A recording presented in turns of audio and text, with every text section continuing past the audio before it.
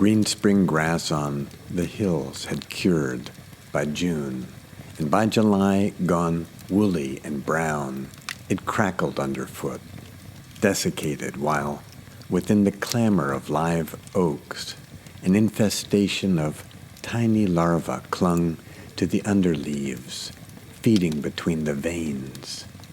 Their frass, that fine dandruff of excrement and boring dust, tinkled as it dropped onto leaves below the limbs.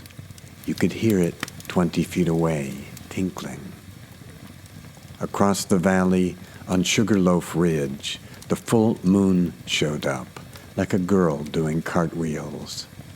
No one goes on living the life that isn't there.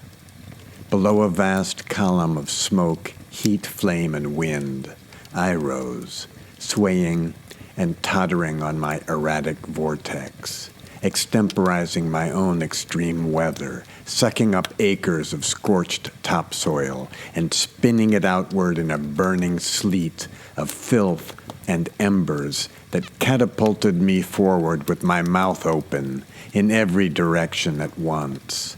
So I came for you, churning, turning the present into purgatory, because I need to turn everything to tragedy before I can see it, because it must be leavened with remorse for the feeling to rise.